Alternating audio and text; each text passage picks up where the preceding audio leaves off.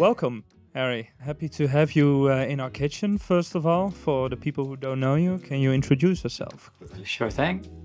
My name is Harry Hudson Taylor. I come from Dublin, Ireland, and I play singer-songwriter, indie folk kind of music. If there would have to be some food pairing to this song, what kind of dish would it be?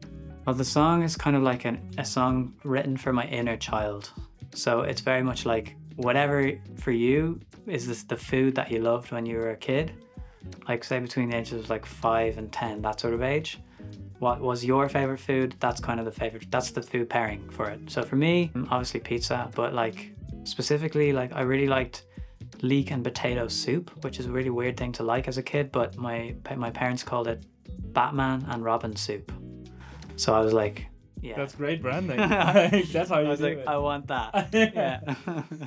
Let's do one little bit about hot sauce. So you brought a beautiful bottle. I brought a little hot sauce, yeah. It still says Ladybird Lad on it. This is my old name, but I plan to have some new ones in the production. So I'm gonna have a red sauce, a yellow sauce, and a green sauce, which I'll sell at gigs. And this is made with Crazy Bastard sauce, who are Berlin based as well. Recently, I decided to change my sauce to the red sauce from Crazy Bastard, which is called Clementine and Trinidad Scorpion. I love the Trinidad Scorpion one because I'll have like a piece of clementine, like oranges, and I'll give it to you, and then we put a little hot sauce on it and do like little shots, and it's really good. And yeah, they are delicious. So yeah, that's that. Do you have like a favorite lyric line, like a line you're most proud of? Of mine? Yeah, I do. I have a song which is more like a spoken word. It's nearly a rap really in some ways, but it's a piece of spoken word poetry, and I wrote it in one stream of consciousness. The whole thing, if I was to speak the whole thing, it lasts about 4 minutes, but I really like, as quick as my hand could write, I wrote this thing. And I can do a little tiny quote of it if you like. Yeah, please do. Yeah, so it's very much like a sort of a conversation between a sort of a higher self and an egoic self, like a human self. So it's something like this. Even a 5-second interruption of the assumption that you don't deserve to be here, you do. And you're here in the nowness of endless awareness, aware of the trail of thoughts and childhood learned beliefs. There is a relief. There is a solution. You have the right to experience revolution.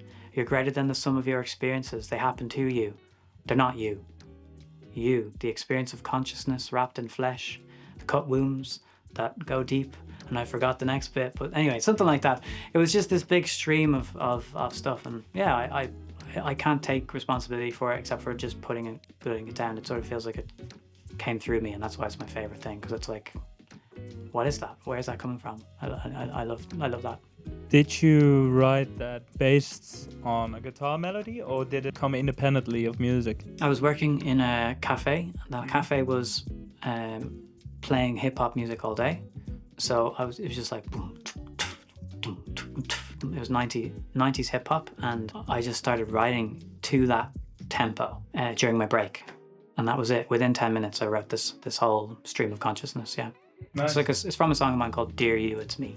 When you play shows, do you have like, in like 3-4 words, a pre-gig ritual to get you set up? Deep breaths, headstand. Headstand? Headstand, yeah. That's my 4 words, if you wanted 4 words. If I just do that for like a minute, not like directly before I go on stage, because I don't want to like faint. Right. Maybe like 5 minutes before I play a performance, I do a little headstand, gets all the blood up to the head. Yeah. And then I come down slowly and I wait, and then it feels good. It feels like, it makes me super present. That's great. I've never heard that before. But it's just something I started doing it maybe a few years ago, and it just clicked. I was like, oh yeah, I actually like doing that. Back from our heads, talking about your musical journey. Mm. Do you have like, up to now, like the best moment in my musical career? Yeah, I have lots of really interesting moments. I used to play in a band with my younger brother. We were called Hudson Taylor, and we got to travel all over the world. And some of the highlights for me with that would have been just like supporting different artists. So for example, we got to support Hozier all around North America. That was definitely like amazing. Played in like the Beacon Theatre in New York and things like that. Another American-based thing that happened that was just like a total, just happened to be in the right place at the right time. I one time got to play Carnegie Hall. Oh wow. Yeah. I played Paul Simon tribute concert, like with lots of different artists who were playing Paul Simon songs. So me and my brother, the guitarist from the band Incubus, the female singer Joy Williams from the band Civil Wars, and then the guitarist's wife, we all played a version of The Sound of Silence. Oh, wow. Yeah, that was it though. Just on stage, just for that song, and then off. Yeah, it's like, I didn't even know that was on my bucket list, because you just think like, when are you ever going to get to do that? But Yeah. it was just super lucky. Yeah. Yeah, being an independent artist, how do you define success for yourself? I feel like I realized later on that I had already had lots of successful things if you were looking at it like materialistically. Like if you were to say, oh, like look what you've done, where you've been. Those are great things, what you've done, where you've been. But for me, success is like, how did you feel? Were you present? Were you in it? So I feel like I woke up to how not awake I was, like after. So I'd done all this really cool stuff that looks great on paper, but I wasn't physically or emotionally there. I was physically there, I wasn't emotionally there, if you get me. So for me, success is like being present with stuff, showing up with love, or authenticity, and being able to tell people you're grateful. Say, anything like that, as long as you're like feeling in a state of abundance, Yeah, that makes a lot of sense. So enjoying where you are, basically. Yeah, you've played under a lot of different names. How does that differ for you? Does that like reflect on your songwriting or the way you feel on stage? What does the name mean, basically? The name is my name. Like Harry Hudson Taylor is actually my real given name. When I finished playing in the band that also happens to have my name in it, I was like having a bit of an identity crisis. I sort of felt I've invested so much of my life into that band that I felt a bit like, I don't know who I am. So the Ladybird Lad journey was like a little side project just to like, I thought I would have just gone Ladybird Lad all the way. But what I noticed is a lot of effort, time, money, energy has been spent on making Hudson Taylor a thing. So I'm kind of fighting against the tide when I choose a name that doesn't have anything to do with that. So that was the reason for reverting back to my name. If there are people that know of my band, it's easier to go, oh, it's that guy from that band. That was the main choice, really. When we're looking into the future from 1 year from now, like what will have happened in Harry Hudson Taylor's life? So at the start of this year, I signed a deal with a booking agency called Midnight Mango. So I guess like this year is a tester with them. So I'm already looking at my schedule at this point, and there's lots of shows coming in. So by the end of this year, I will have played a lot more shows than I did the last couple of years. So yeah, and music will be released as well, new music. Nice, looking forward to that. Yeah, pivoting back to Berlin, do you have like a favorite go-to restaurant here in the city?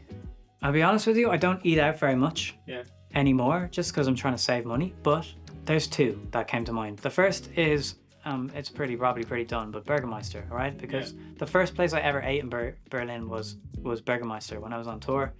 Stay in the hotel around the corner, and then you come down and there was this Burgermeister place.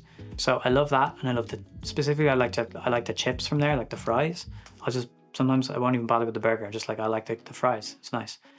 But that's a bit boring and a bit done. My other favorite place is a pizza place, an Italian place. It's called Matter. It's also way too expensive for me to go regularly, so it's something that like I'll treat myself, and my girlfriend will go there. Proper Italian pizza place. Yeah, so it's in Neukölln, just off Weserstrasse. And back to music, do you have like 2 or 3 Berlin-based artists you would recommend? Well, I mean, I know a lot of the artists you've already had on Tunes and Tastes. A good friend of mine, James Michael Rogers, is a big one. I brought this for the other day. This is Feathered Fire.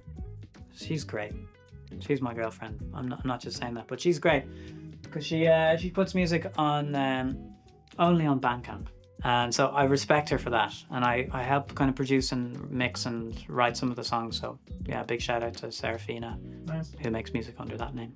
Thank you so much, man. Is that everything? Was that all the questions? Was one or that was? I think that you had everything. Yeah.